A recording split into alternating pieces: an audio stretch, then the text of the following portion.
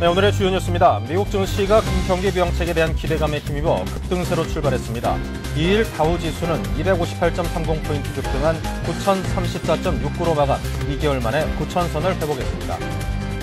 강만수 기획재정부 장관이 지난해 4분기 경제성장률이 마이너스를 기록할 것이라고 밝혔습니다. 정부가 작년 4분기 성장률이 마이너스로 전환됐다고 밝힌 것은 처음입니다. 지난해 12월 말 외환 보유액이 2,012억 달러로 집계돼 지난해 3월 이후 9개월 만에 증가세로 돌아섰습니다. 한국은행은 유로화 자산의 달러 환산액이 증가했기 때문이라고 설명했습니다. 경인 운하가 오는 3월 착공됩니다. 국토해양부는 4,000톤급 선박이 화물을 실어 나르고 중국과 용산을 오가는 여객선이 운항되는 내용의 경인 운하 사업 계획을 확정했다고 밝혔습니다. 유학 연수비가 98년 외환위기 이후 최대 폭으로 감소했습니다. 한국은행에 따르면 지난해 11월 유학 연수 지급액은 1억 6,770만 달러로 전년보다 51% 줄었습니다. 안녕하십니까. 출발센 증시의 임동석입니다. 많은 전문가들이 새해를 맞아서 화두가 되고 있는 세계 경제에 대해서 많은 전망들을 내놓고 있습니다. 그런데 그 가운데 자세히 살펴보면요. 우리 한국 경제에 대한 긍정적인 전망들이 속속 나오면서 우리 경제에 대한 희망을 갖게 하는 대목들이 상당히 많습니다. 올 1, 2분기에는 혹독한 실현의 시간이 찾아오겠지만 그것을 발판 삼아서 우리 증시는 완만한 상승세를 보일 것이라는 그런 전망들인데요. 자, 그래서인지 올 첫 증시 거래일에서는 우리 증시는 물론이고 세계 곳곳의 증시가 상승세로 출발하면서 올 한 해에 대한 절망 가운데서도 희망을 갖게 하는 그런 모습들이 상당히 많이 띄어 기분이 좋았습니다. 자, 출발센 증시, 글로벌 증시의 자세한 소식부터 정리하겠습니다. 서울경제신문의 김희원 기자 전화 연결돼 있습니다. 안녕하세요. 안녕하세요. 네. 새해 첫 거래일 주가는 강하게 반등하면서 무척이나 기분 좋은 그런 출발을 했습니다. 네. 자, 이와 같은 흐름이 이번 주에도 계속해서 이어졌으면 좋겠는데, 자, 먼저 지난주 금요일 시황부터 알아보겠습니다. 네, 관련 시황부터 말씀드리겠습니다. 새해 첫 거래일이었던 지난 2일 전 세계 주요국 증시는 강하게 반등했습니다. 지난 2일 뉴욕 증권거래소에서 다우존스 산업평균지수는 9랍 30일을 종가보다 2.94% 급등한 9,034.69로 마감하며 9,000선을 회복했습니다. 다우존스 지수가 종가 기준으로 9,000선에 넘어선 것은 작년 11월 5일 이후 약 2개월 만의 일이었습니다. 나스닥 종합지수도 3.5%, 스탠더드 앤 포스 500 지수도 3.16% 올랐습니다. 이들 3대 미국 증시 한 주간 상승세는 무려 각각 6% 선에 달했습니다. 이날 유럽 주요국의 주가도 큰 폭으로 상승하며 새해를 열었는데요. 영국 FTSE 100 지수는 2.88%, 프랑스 까크 40 지수는 4.09%, 독일 닥스 지수는 3.39% 각각 올랐습니다. 중국과 일본은 연휴 관계로 휴장이었고 홍콩 한승 지수는 4.55% 올랐습니다. 네. 자, 그렇다면 이번 주에도 이 같은 상승세가 계속 이어질 수 있을지 궁금한데요. 네. 전문가들은 이번 주에도 암울한 경제 지표와 기업 관련 뉴스가 계속될 수 있다고 보면서도 미국의 신정부 출범과 경기 부양안 통과 등의 기대감이 추가적인 상승세를 보여줄 수 있을 것이라는 조심스러운 낙관세를 보이고 있습니다. 우선 경기 부양안이 공화당의 일부 반대 의사 속에서도 결국 신속하게 의회를 통과할 것이라는 기대감이 증시 상승에 기여할 수 있다는 시각입니다. 특히 버락 오바마 미 대통령 당선인의 백악관 입성이 오는 20일로 다가오면서 낙관적인 분위기가 고조되고 있는 게 사실입니다. 미국의 지도력이 바뀌는 데 따른 기대감은 최근 증시 상승세에 일조한 주요 원인이기도 합니다. 특히 경기 지표가 호전되기 약 6개월에서 9개월 전부터 주가가 올랐던 역사적 경험을 생각할 때 올해 주가 향방은 그리 어둡지만은 않다는 시각입니다. 올해 증시가 주요 경기 지표의 악화와 실업률 상승 등으로 큰 변동성을 보일 것이라는 데는 이론의 여지가 없지만 점차 바닥을 다지면서 상승을 모색할 것이고 올해 중반까지는 시장이 상승 쪽에 무게를 실을 수 있을 것이라는 시각이 현재 부상하고 있습니다. 네. 자, 그렇다면 경제 지표가 현재 경제의 어떤 증시 향방을 가름짓는 중요한 변수가 될 텐데요. 네. 자, 이번 주 발표될 주요한 경제 지표들은 어떤 것들이 있을까요? 예, 미국에서는 자동차 회사들이 내놓는 12월 차 판매 실적이 5일 발표되고요. 미국 경제의 근간을 이루고 있는 서비스업의 실태를 보여줄 12월 ISM 서비스업 지수는 6일 나옵니다. 주간 기준 신규 실업보험 청구 건수와 농업 부분을 제외한 12월 달의 고용 및 실업률 등 실업 관련 지표도 9일과 10일 잇따라 발표됩니다. 연초 발표된 이들 지표는 상당히 암울할 것이라는 전망을 받고 있습니다. 그러나 이 같은 소식은 더 이상 새로운 것만은 아니고 이미 예고된 것인 만큼 위축의 폭과 깊이에 관심을 기울이는 게 더 옳을 것 같습니다. 세부적으로 볼 때 지난 12월 미국 자동차 판매는 연휴 기준으로 환산할 시 전달에 1,030만 대에서 1,000만 대 정도로 떨어졌을 것이라는 전망을 받고 있습니다. 현재 6.7%에 달하고 있는 실업률은 더 높아질 것이라는 게 일반적인 시각인데요. 온라인 언론사인 마켓워치에 따르면 지난 12월에 사라진 일자리 숫자가 50만 개 이상에 달할 것이라는 분석도 나오고 있습니다. 그러나 뉴욕 타임스에 따르면 오바마 당선인이 내놓을 경기 부양안에 실업자 대책이 주요 부분으로 포함된 것으로 전해지고 있습니다. 네. 자, 요즘 유가의 움직임이 조금 심상치 않습니다. 중동과 러시아 쪽에서 자꾸 이런저런 소식들이 들려오던데 유가의 움직임이 어떻습니까? 네, 이번 주는 유가 등 상품가 향방에도 좀 더 관심을 기울여야 할 것 같습니다. 한때 배럴당 32달러 선까지 내려갔던 유가는 이제 46달러 수준으로 회복된 상황인데요. 지난 주말 2월 인도분 서부 텍사스산 원유는 3.9% 오른 배럴당 46.34달러에 마감하면서 3주일 만에 최고치를 기록한 바 있습니다.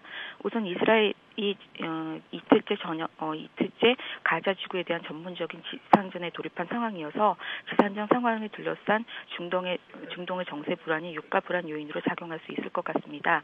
러시아는 또한 대금 지급 문제로 인해서 지난 1일부터 우크라이나에 대한 가스 공급을 중단한 상태입니다. 이로 인해 러시아에서 우크라이나를 거쳐 유럽으로 가는 가스 공급이 상당히 차질을 빚고 있습니다.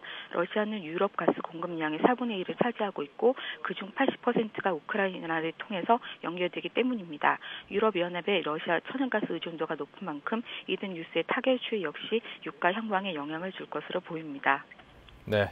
자, 유가는 특히 소비자 물가하고도 상당히 연관이 깊기 그렇습니다. 때문에 꿈틀거리는 유가가 조금은 불안스럽게 보입니다. 예. 자, 지금까지 서울경제신문 김희원 기자의 도움 말씀 들었습니다. 네, 정말 감사합니다. 고맙습니다.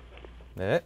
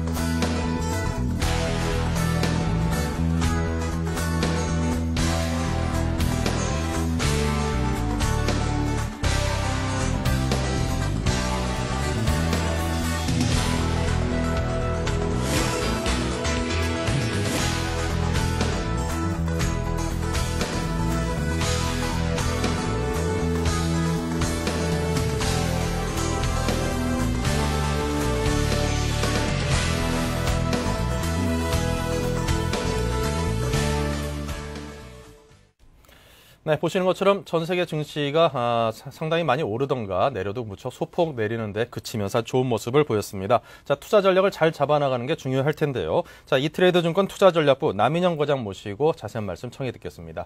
안녕하십니까? 예, 안녕하십니까? 네. 자, 먼저 지난 금요일 우리 시장 주요 지표부터 정리해 주십시오. 예, 금요일 증시는 31.93포인트가 오른 1157.40에 마감을 했습니다. 네, 코스닥 같은 경우에는 7.71포인트 오른 339.76포인트에 마감을 했고요. 네. 새해 첫날 같은 경우에 지금 증권가 외국인의 선물 매도로 프로그램 매도물이 좀 쏟아지긴 했지만은 프로그램 매물이 제한되고 외국인과 기관이 매수를 하면서 건실한 상승을 보이고 또 최종적으로는 약간 상승으로 마감한 모습을 보였습니다. 네. 개인이 약 1,574억 정도를 매도를 했고요. 그리고 외국인과 기관이 각각 643억 그리고 630억 매수하는 모습을 보여줬습니다. 네, 기관과 외국인이 매수 그리고 개인이 매도를 하는 그런 모습을 보여줬습니다. 자, 그렇다면 투자 주체별 매매 동향을 좀 더 상세하게 정리해 주십시오. 예. 기관 같은 경우에 신한지주, KB금융, 하나금융지주 등 금융주 관련해가지고 매도를 한 모습을 보이고 또 외국인 반대로 그 해당 종목을 매수를 하는 모습을 보였는데요. 외국인 같은 경우에는 구조조정 이후에 낙폭 과대했던 그런 금융주들의 반등을 좀 기대하는 모습을 보였고요. 기관 같은 경우에는 법원의 키코 결정과 조선업체 구조조정 부담감으로 금융주 관련해서 좀 매도하는 모습을 보이면서 좀 동반 약세를 유도하는 모습이었습니다. 그리고 LG전자가 외국인과 기관이 동시 매수를 하는 모습을 보이면서 좀 관심을 받았는데 지난주 같은 경우에 외국인이 지속적으로 매수를 했기 때문에 조금 관심이 됐던 것 같습니다. 그리고 GS건설 같은 경우에는 건설업체 구조조정에 대한 상대적인 어떤 수혜가 예상되고 있어서 기관에서 약 134억 정도를 매수하면서 8.45% 급등하는 모습을 시현했고요. 그리고 LG 디스플레이 같은 경우에는 기관이 한 106억 정도를 매수를 했는데 1월에 IT 패널 가격이 반등했다는 그런 소식으로 약간 초강세를 이룬 모습이었습니다. 네. 자, 그래서 외국인과 기관들이 좀 관심 갖고 순매수한 종목군들이 있을 텐데요. 예. 외국인 같은 경우에는 포스코, 신한지주, SK텔레콤, 그리고 LG전자, KB금융 등을 매수를 했고요. 네. 그리고 기관 같은 경우에는 삼성테크원, SK에너지, 그리고 LG전자, 현대중공업, KT 등을 매수하는 모습을 보였습니다. 네. 그리고 매도하는 종목 중에서는 그 외국인 같은 경우에는 미래에셋증권, 삼성전자, 현대중공업, KT, 우리투자증권 등을 매도하는 모습을 보였고요. 기관은 신한지주, SK텔레콤, 하나금융지주, KB금융, 대한항공 등을 매도하는 모습을 보였습니다. 네. 자, 그 밖에 이제 이런 상승세를 이끌었던 상승 테마 그룹주들이 또 있었을 텐데 조선주들도 상당히 좋았다는 흐름이 들려오고 있고요. 그 밖에 어떤 것들이 있었는지 함께 정리해 주십시오. 예.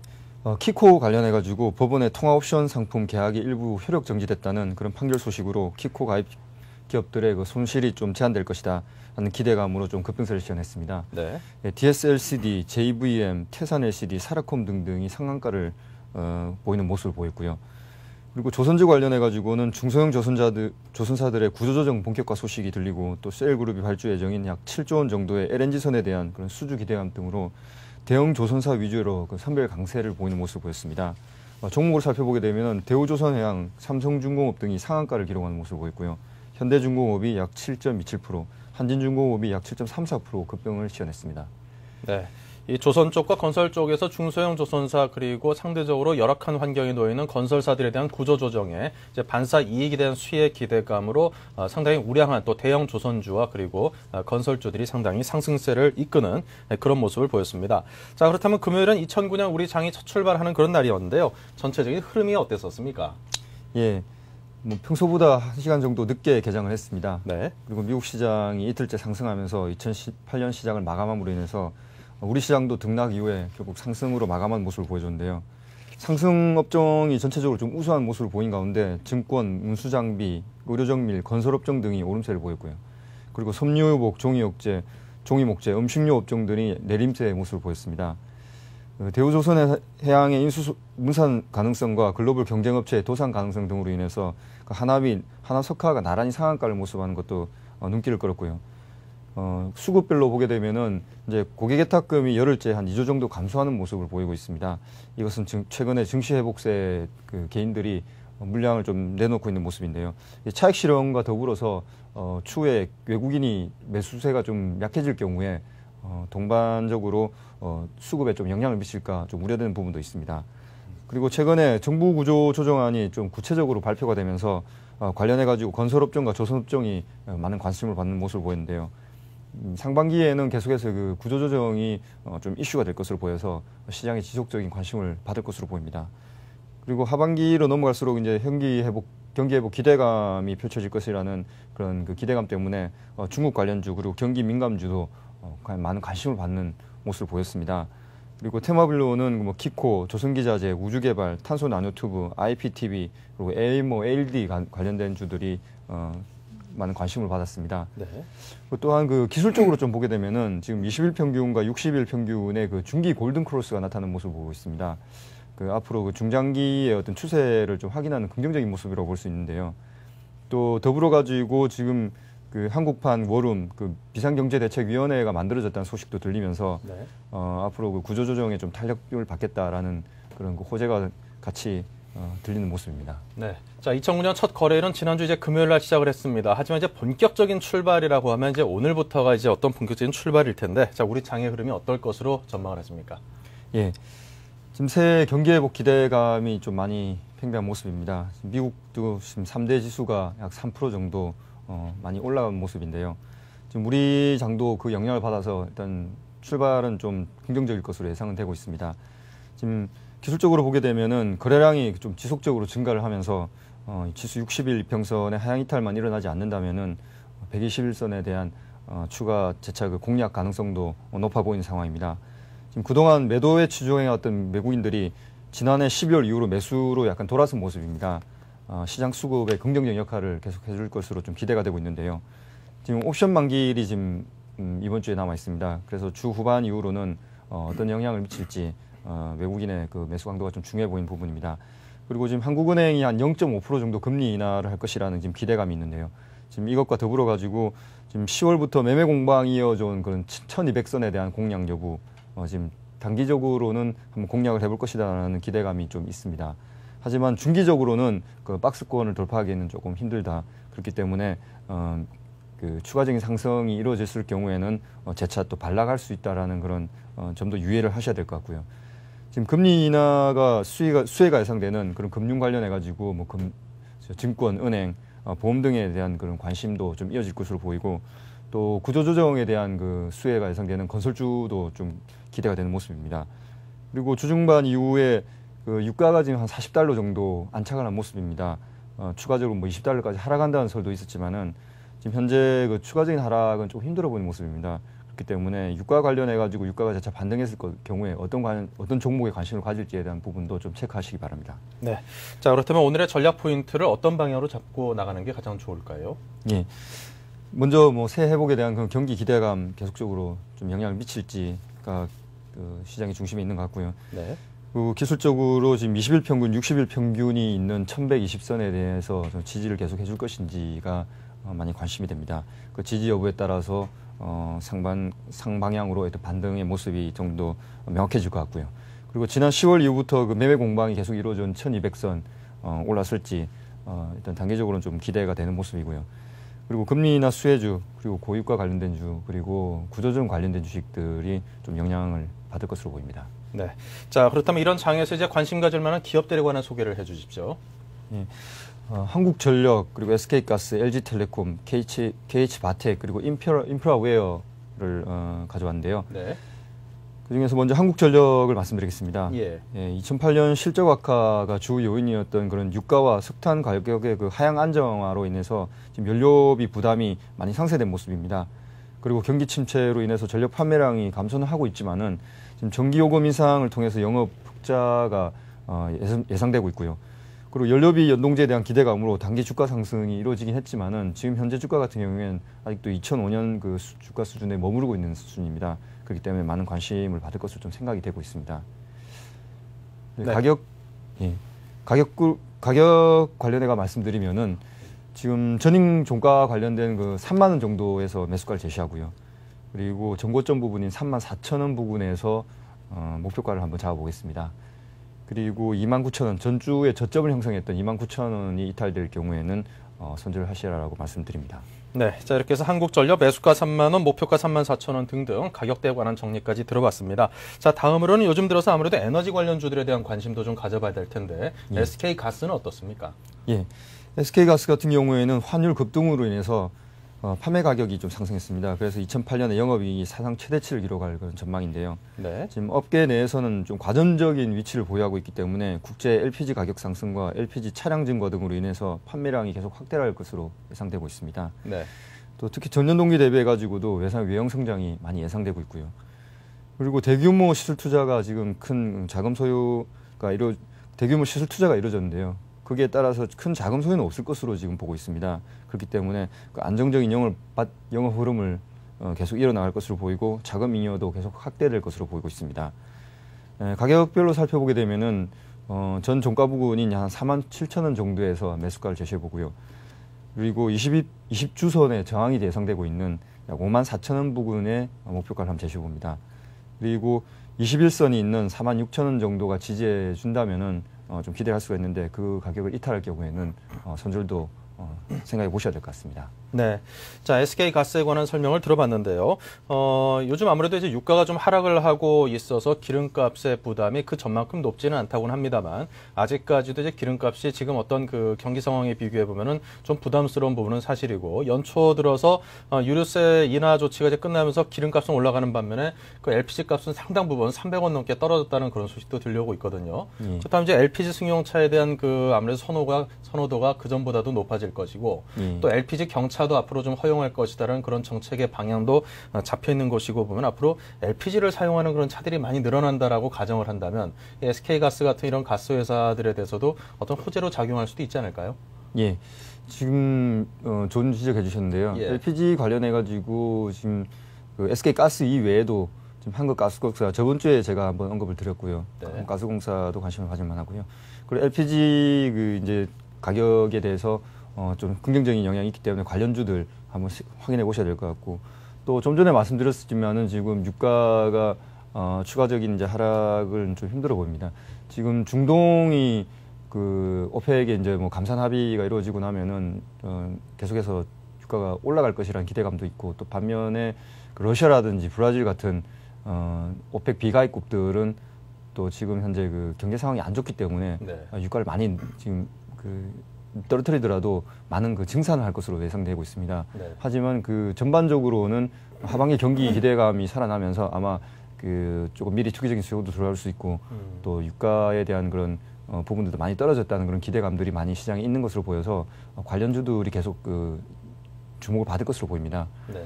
그리고 또 다른 그 지금 뭐 키코라든지 이런 외환 관련주들도 지금 달러가 지금 많이 그 온라인 상태입니다만 이제 추가적으로는 그 재정 수지에 대한 그 부담이 좀 강화될 것이다. 지금 그동안의 그 경기 부양을 위해서 많은 달러가 풀렸는데도 불구하고 환율이 재차 지금 반등하는 모습은 지금 장기적으로 계속 이어지기 힘들다. 그렇기 때문에 앞으로 환율 관련돼 가지고도 관련된 주식들도 조금 주목을 받을 것으로 생각됩니다. 네, 자 이렇게 해서 한국전력과 SK가스 두 기업에 관한 상세한 설명까지 청해 들었습니다. 자, 지금까지 이트레이드증권 투자전략부의 남인영 과장과 함께했습니다. 고맙습니다. 감사합니다.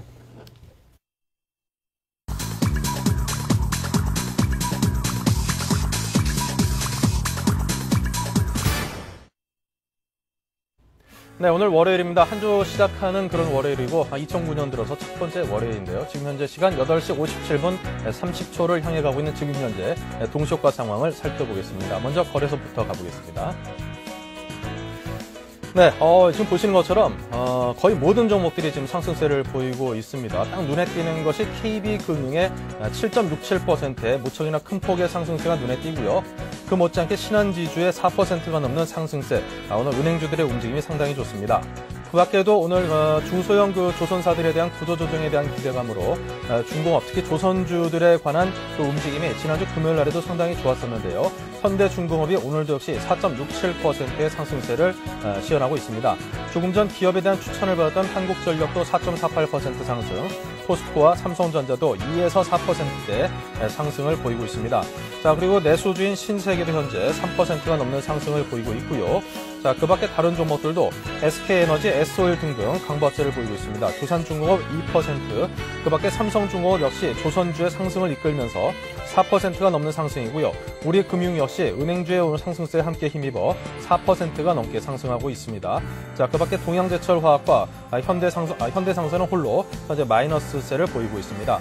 자, 그 밖에도 금호산업이 2%가 넘는 상승세이고요. 1% 내외 상승을 보이고 있는 종목들은 LG패션, 세아베스틸, SKC, 그리고 현대오토넷 등등의 종목들이 약하나마 하지만 오늘 장중 내내 상승세를 이끌 그런 종목군의 후보군으로서의 움직임을 보이고 있습니다. 그 밖에 조선내화가 플러스 5.53%의 비교적 큰 폭의 상승세를 보이고 있고요. 삼양제넥스 역시 5% 조금 못 미치는 그런 상승세로 출발을 하고 있습니다. 자, 코스닥으로 움직여 보겠습니다. 네, 코스닥 역시 거의 모든 종목들이 상승세를 보이고 있고요. 하락하고 있는 종목들 역시 약보합세에 그치고 있습니다. SK브로드밴드가 플러스 1.47, 태용이 플러스 2.19, 셀트론이 플러스 2.97, 키움증권이 플러스 1.28로 IPTV 관련주라든가 교육주 그리고 제약 관련주, 생명과학주, 증권주 등등 거의 모든 종목과 업종에 걸쳐서 현재 상승세를 보이고 있습니다. 성광밴드가 현재 플러스 3.28로 상당히 큰 폭의 상승세를 보이고 있고요. 2%에서 3%대의 상승세를 보이고 있는 종목들, 하나투어, 주성엔지니어링 등등 굉장히 많은 종목들이 평균 2에서 3%대 평균 상승률을 보이고 있습니다. 자, 지금까지 양시장의 동시효과 상황을 정리해드렸습니다.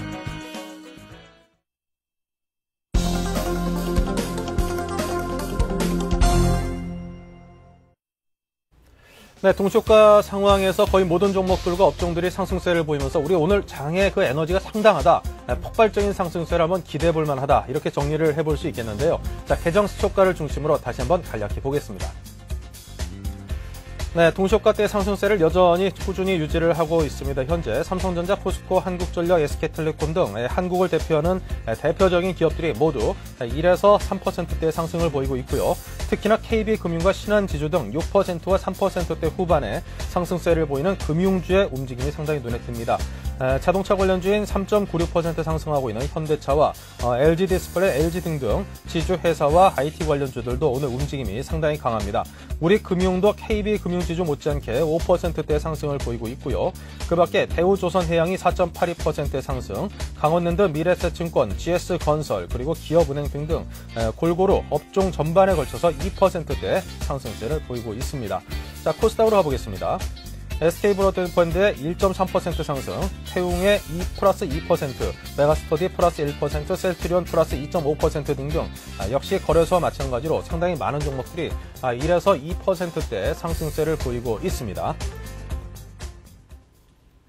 네, 개장시초가를 중심으로 여러분께 지금 시장 출발 상황을 정리를 해드렸는데요. SK증권 투자전략부의 김영준 연구원을 연결해 보겠습니다. 안녕하십니까? 안녕하십니까? 네, 우리 장 출발 상황이 상당히 좋은데요. 자세하게 정리해 주십시오. 예, 2009년 들어 두 번째 거래를 맡고 있는데요. 경기 둔화 등이 지속되고 있지만 이보다는 경기 부양에 대한 기대가 높게 나타나면서 증시가 상승세를 이어가는 모습입니다. 지난 4일간 미 다우지수도 6.49% 정도 상승하는 모습을 보였고요. 변동성을 나타내는 빅스 지수도 39.2로 40 아래로 하향하는 모습을 보이면서 일단 사상 최악이라는 단어에 시장 전반적으로 좀 내성을 보이고 있는 모습이 아닌가 이렇게 생각이 됩니다. 코스피 지수 같은 경우는 개장 상황이 지금 2.03% 상승을 하면서 1180.94로 1200대에 근접을 하는 모습을 보이고 있고요. 코스닥 지수는 1.56% 상승을 하면서 345.05포인트를 기록하는 모습입니다. 업종별 동향을 살펴보게 되면은 전반적으로 상승을 하는 가운데 대형주의 상승이 좀 두드러지고 있고요. 대형주 중에서도 철강 및 금속 업종과 운수 장비 업종, 그리고 금융업이나 은행 업종, 그리고 증권 업종들이 강세를 보이는 모습입니다. 네. 자, 그렇다면 오늘 장에 어떻게 대응하는 게 좋을까요? 지금 상당히 높은 상승세에 함께 이제 올라타고 싶은 분들도 꽤나 적지 않을 텐데요. 예, 경험적으로 보면은 연말 연초 증시에서 기대감을 반영하는 랠리가 다소 출현을 하는 모습을 볼 수 있는데요. 1900년대 이후에 다우지수 월간 등락률을 보면 1월은 108개월 중 68개월이 상승하면서 전반적으로 63% 정도가 상승세를 보였습니다. 특히 올해 같은 경우는 신정부가 들어서는 기대감에 신용경색이 완화되고 있어서 지난 4분기에 일종의 비관적 쏠림에 대한 반발 과정이 나타날 가능성이 보다 큰 것이 사실인데요. 그러나 다만 경기 및 실적 사이클의 상반기 바닥 전망이 좀 강화돼야 된다라는 점이나 구조조정에 의한 승자와 패자의 구도가 보다 좀 명확히 갈려야 된다라는 부분 등을 고려해 보게 되면은 다소 좀 신중한 접근도 때로는 좀 필요하지 않나 이렇게 생각이 됩니다. 네, 자, 관심 갖고 볼만한 업종과 종목에 관한 이야기도 함께 해주십시오. 예, 국내 업종별로 보면은 구조조정이 이제 시작 단계에 있다는 점에서 관련 업종에 대한 접근은 다소 좀 더 신중한 것이 필요하지 않나라고 생각이 됩니다. 다만 반등의 연장선으로 접근해 본다고 했을 때는 낙폭이 큰 것이 반등도 클 수밖에 없는 상황이라고 이렇게 생각이 되고요. 그렇다고 했을 때는 그동안 경기 둔화로 상대적으로 좀 부진했던 경기 민감 업종에 관심을 가지고 접근하는 것이 필요하다라고 이렇게 생각을 하고 있습니다. 그러한 관점에서 IT나 운송 업종 등에 관심을 가지고 접근하는 것이 필요하지 않나 이렇게 생각이 됩니다. 네, 자, 이렇게 해서 오늘 장의 출발 상황을 정리해 들어봤습니다. SK증권의 김영준 연구원이었습니다. 고맙습니다. 감사합니다.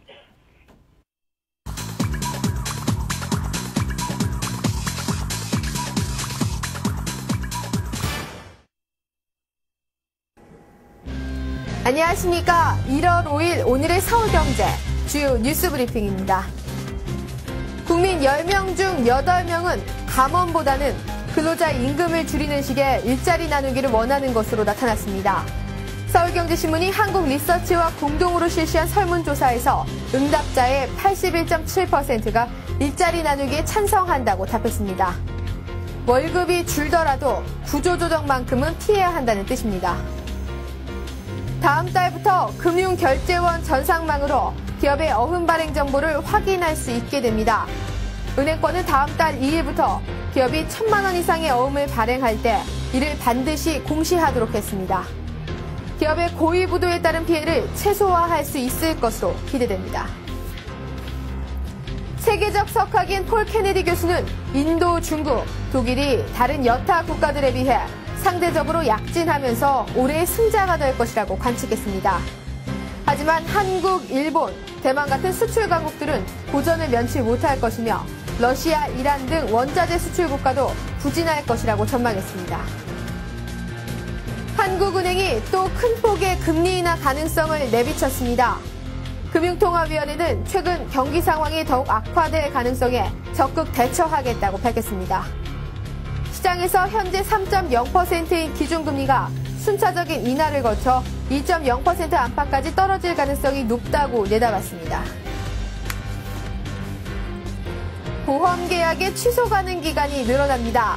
보험사의 불안정 판매를 이유로 보험계약을 취소할 수 있는 기간이 현재의 가입 후 3개월 이내에서 6개월 이내로 연장될 것으로 보입니다. 소비자들의 보험계약의 불안정 판매 여부를 쉽게 파악할 수 있게 될 것으로 보입니다. 이석채 KT 사장 내정자가 KT의 성장이 멈추는 성장 정체를 극복하기 위해 인터넷 전화를 대안으로 제시했습니다. 지금까지 집전화 매출이 줄어들 것을 우려해 인터넷 전화 시장에 적극적으로 나서지 못했던 KT로서는 집전화 위주의 사업 구도를 뿌리부터 바꿔야 할 판입니다. 올해 프랜차이즈 업계에 인수합병 바람이 불어닥칠 전망입니다. 경기 불황으로 창업 시장이 얼어붙으면서 적지 않은 프랜차이즈 업체들이 매물로 나와 있기 때문입니다. 매물로 나온 업체가 인수자를 찾지 못할 경우 가맹점주의 손해가 예상되므로 예비 창업자의 주의가 요구됩니다. 올해 상반기 전국 주택가격은 지난해에 이어 하락세를 탈 것이라는 전망이 제기됐습니다. 국민은행연구소는 올해 주택시장이 큰 폭으로 회복되기는 어려울 것이라며 전국 집값은 7에서 8% 정도 떨어질 것으로 예측했습니다. 그러나 하반기부터는 집값이 다시 상승세를 탈 것으로 전망했습니다. 이상 오늘의 서울경제 주요 뉴스 브리핑이었습니다.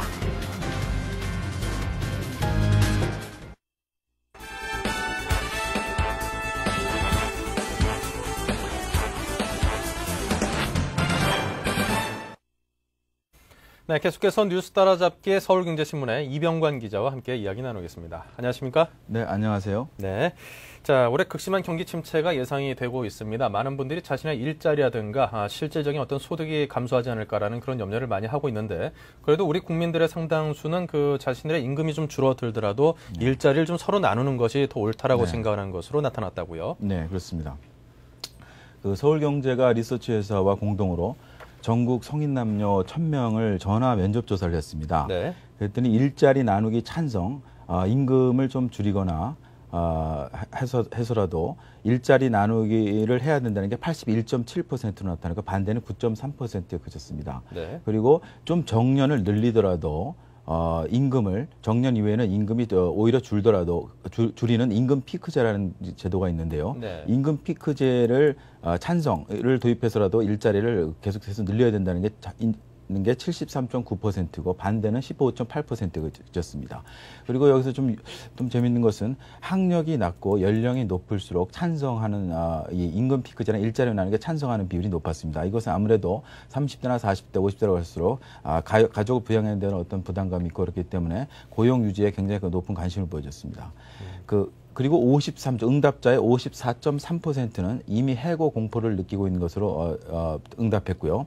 24.7%는 이미 감원이 진행되고 있다고 밝혔습니다. 그리고 23.9%는 1년 내 감원이 진행될 것으로 조사돼 40% 이상이 앞으로 1년 내에 인원 감축이 이루어질 거라고 느끼고 있습니다. 특히 여기서 좀 주목되는 것은 300인 이상 우리 주요 우리가 대기업이라고 부르는데요. 네. 대기업들은 1년 이후에 감원을 51.3%가 감원이 이루어질 것이라고 예상했습니다. 이 같은 것은 지금 건설업이라든지 조선업들이 대부분 대기업에 속하는데요. 이들 대기업들이 1월 초부터 정부가 대대적인 구조조정에 들어갔을 것으로 예견라고 밝혔는데요. 이 같은 어떤 전망이 이 대기업 그 직원들한테 어떤 피부로 와닿고 있기 때문이라고 분석됩니다. 이미 실제 대기업들은 실제 회사 경영 상황이 악화되고 있다고 느끼는 비율이 59.9%를 이루고 있고요. 특히 이 중 300인 이상 사업장, 대기업들은 70.3%에 달하고 있는 상황입니다. 네. 자, 이게 경기 침체기를 맞아서 일자리에 대한 어떤 그 불안감을 느끼는 분들이 상당히 많은데, 특히나 이제 비정규직은 더더군다나 그 불안감이 더욱더 큽니다. 비정규직을 보호한다는 비정규직 보호법이 오히려 그 비정규직의 실업을 야기하고 있다는 그런 조사 결과도 함께 발표됐다고요? 네, 그렇습니다. 사실 비정규직 보호법은 지난 정부 때 비정규직의 어떤 그 고용 안정성을 제고하기 위해서 만든 것인데요. 예. 간단히 골자를 얘기하자면 비정규직의 사용 제한 기간을 2년으로 최대 2년으로 못 박아둔 것입니다. 사용자 입장에서, 즉 기업 입장에서는 2년까지 고용하고 더 이상 고용하기 위해서 정규직으로 전환해야 된다는 것입니다. 그런데 네. 사용자 입장에서는 경기 침체기에 인원을 계속해서 정규직으로 가져가기 힘들 때에는 2년만 지나면 해고할 수밖에 없는 입장이 되는 겁니다. 그래서 특히 이번 같은 경기 침체기에는 비정규직이 더욱더 해고의 위험에 노출되어 있는 것이 사실입니다. 이번 조사에서도 비정규직 90%가 비정규직 보호 때문에 오히려 일자리, 실업의 위험이 더 커지고 있다는 것으로 응답한 것으로 나타났습니다. 비정규직 근로자의 59.4%는 비정규직 보호법 때문에 기존 일자리가 지키기 힘들다고 대답했고요. 32.2%는 기업들이 채용을 줄이면서 일자리가 전반적으로 줄고 있다고 대답했습니다. 반면에 비정규직의 정규직 전환에 기여하는 비율은 5.5%, 비정규직의 고용 안정과 처우 개선에 기여하는 바는 2.3%에 그쳐서 긍정적 답변은 7.8%에 그쳤습니다. 전체 응답자로 볼 때는, 그러니까 비정규직을 포함해서 정규직 전체 응답자를 볼 때는 81%가 비정규직 보호법이 고용에 부정적 영향을 미치고 있다고 말해서 아무래도 비정규직 당사자들이 느끼는 어떤 해고의 공포감이 더 큰 것으로 나타났습니다. 사실 이 비정규직 문제는 이미 이 한나라당, 이 정부에서 2년의 기간이 오히려 현실적으로 비정규직을 사용자한테 해고할 수밖에 없는 어떤 현실적인 문제가 있기 때문에 4년, 3년으로 늘린다는 방안입니다. 이영희 노동부 장관이 지난 주말 KBS 대담에 나와서도 이 부분을 4년으로 늘리겠다고 대답했습니다. 정부 당국자가 공식적으로 4년이라는 것을 수치를 나온 것은 처음인데요. 앞으로 노동계나 야당과의 어떤 반발이 예상되는데 이 부분은 현실적으로 좀 지혜롭게 해법이 필요한 사항입니다.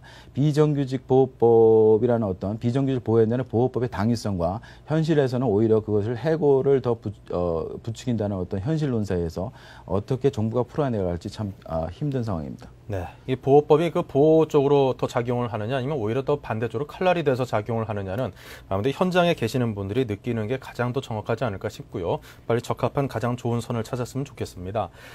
근로자의 70% 이상이 현 정부의 일자리 정책에 대해서 부정적으로 평가를 한다고요? 네, 그렇습니다.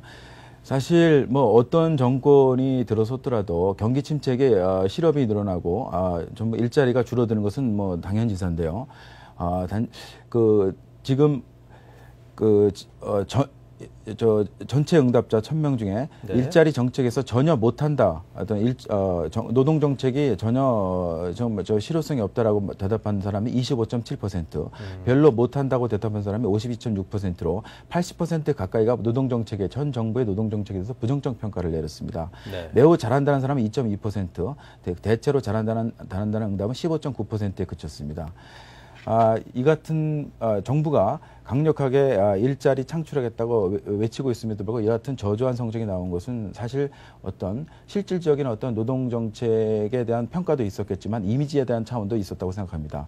사실 정권 초기 들어서 내각을 형성할 때 소위 말해서 강부자 내각, 어떤 부자들만의 어떤 내각으로 형성됐다는 어떤 그런 어떤 도덕적인 결함의 분위기, 그리고 환율 정책에서의 오락가락했던 그런 정제 정책, 어떤 일관성의 부재, 그리고 친기업, 친기업적 이명박 정부의 이미지 이런 것들이 다소 이미지가 오러지면서 노동정책에다 부정적 평가를 미쳤다는 것도 어떤 분석이 되고 있습니다. 사실 국정운영평가는 지난 2월에 65.8%로 출범 초기는 굉장히 높았습니다. 그러다가 촛불 시위에다가 어떤 경제정책의 일관성 부재 이런 것들로 6월 달에 17.1%로 낮아졌고요. 그러다가 다시 정부가 강력하게 금리 인하 그러면서 주택담보대출 금리도 좀 내려가고 한미 통화 원달러 수합 협정도 매기면서 금융위기 방어 노력이 어느 정도 인정을 받으면서 다시 11월 달에 34.7%로 올라간대요. 국정운영 평가 지지도가요. 다시 경기 침체가 본격화하면서 특히 일자리 창출에 대한 어떤 의구심 이런 것들이 불거지면서 31.4% 다시 낮아지고 있는 상황입니다. 이번 일자리 조사에서 정부 실업 대책은 과연 어떤 것이 필요하겠냐는 응답에서는요, 38.7%가 직업훈련 및 교육을 뽑았습니다. 네. 그리고 32.7%가 재취업 알선, 15.4%가 고용보험 및 급여 강화를 뽑았습니다. 정부는 당장 그 4대강 어떤 관리 사업 등을 통해서 어떤 임시직 일자리 창출을 한다고 했는데 사실 장기적으로는 응답자들은 38.7%가 직업훈련 및 교육, 장기적으로 일자리를 얻을 수 있는 근본적인 일자리 개선을 요구하고 있는 것으로 나타났습니다. 네. 자, 그 밖에 이제, 먼저 지금 시장 상황을 한번 좀 짚어드리고 넘어가겠습니다. 현재 코스피와 코스닥이 현재 양시장이 모두 상승세를 보이고 있습니다. 그 상승폭도 상당히 적지 않아서요. 코스피가 현재 1.57% 상승, 18.26포인트 상승한 1175.60포인트로 현재 상승세를 보이고 있고요. 코스닥 역시 1.3%가 상승한 4포인트 정도 상승한 344포인트입니다. 그리고 환율은 소폭 하락하고 있습니다. 3원 50전이 하락한 1317원 50전에 현재 거래가 되고 있습니다. 자, 그 밖에 이제 경기 침체에 따른 실업 문제 해결은 물론 우리나라뿐 아니라 이제 전 세계적인 어떤 그런 문제가 되고 있는 것 같습니다. 중국만 하더라도 경기 부양을 위해서 최근 800조 원의 대규모 재정 확대책을 내놓은 바 있고요. 주요국들이 역시 경기 부양에 총력전을 펼치고 있는 그런 모습이죠. 네, 그렇습니다. 사실 이번 경기 침체는 지난 97년에는 우리 내부의 어떤 외환 위기 때문에 발발된 것인데 이번은 미국 서프라임 사태에서 세계 전체의 경기 불황에 따라 우리가 직격탄을 받고 있는 겁니다. 네. 사실 지금 불똥이 더 큰 것은 미국 등 주요 국가들인데요.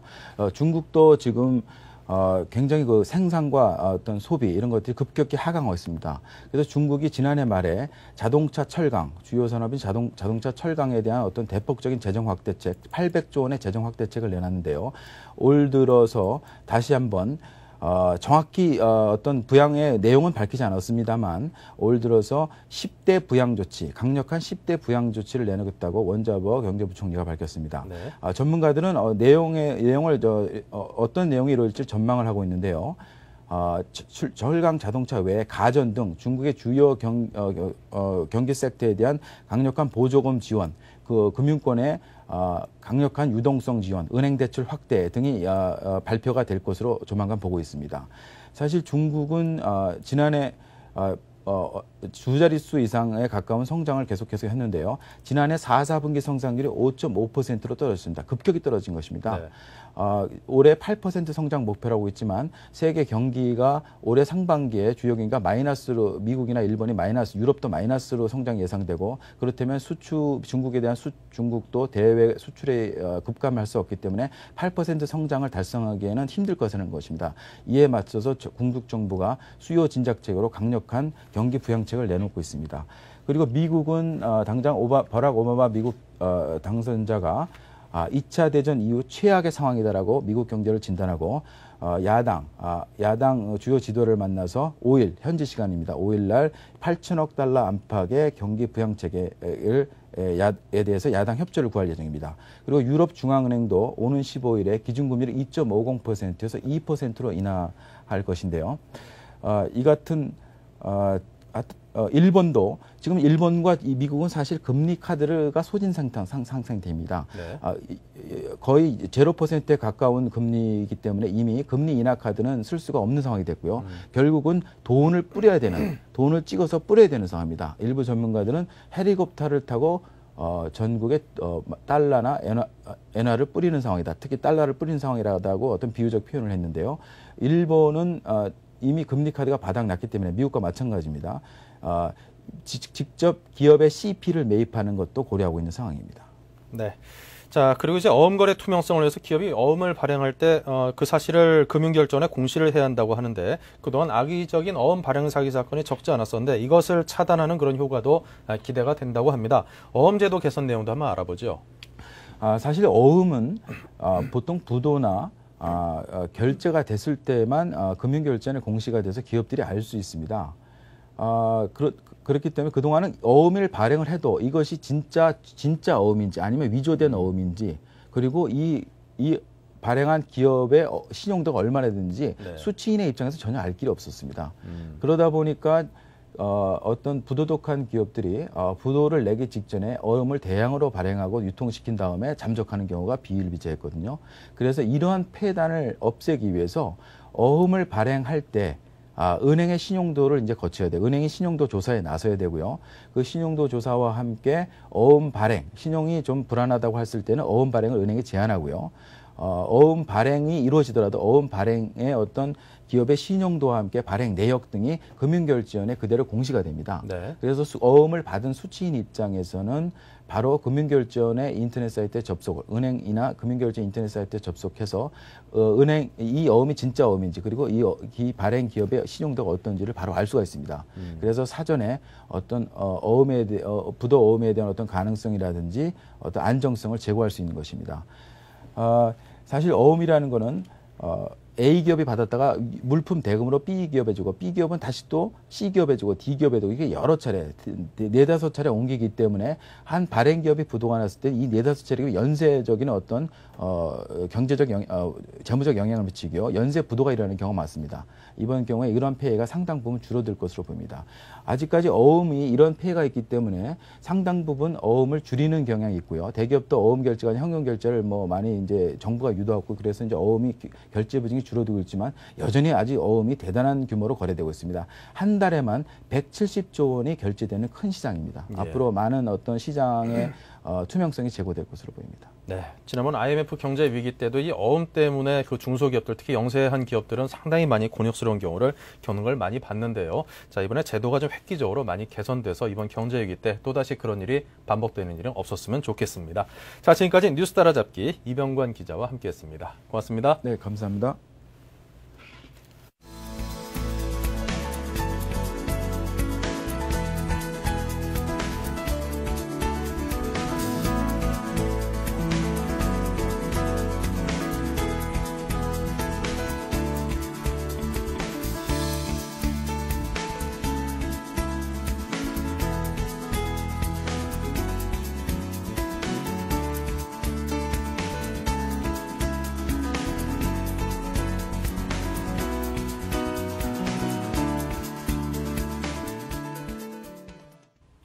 네, 다시 한번 시장 상황을 정리해드리면서 매짐을 하겠습니다. 현재 환율이 7원 80전, 조금 전에 여러분께 전해드렸을 때보다 그 하락폭이 조금 더 커졌습니다. 1313원 20전에 거래가 되고 있습니다. 여전히 1300원대에 머물러 있고요.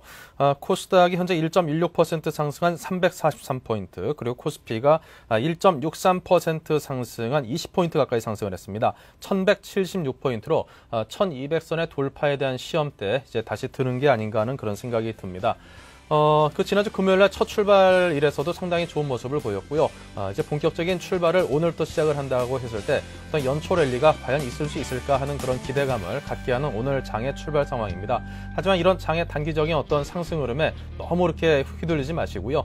본격적인 어떤 실물 경기의 흐름이라든가 여러 가지 지표들을 꼼꼼히 챙겨보시고 성공하는 투자가로서 신중함을 잃지 마시기 바랍니다. 자, 저희는 여기서 인사드리겠습니다. 고맙습니다.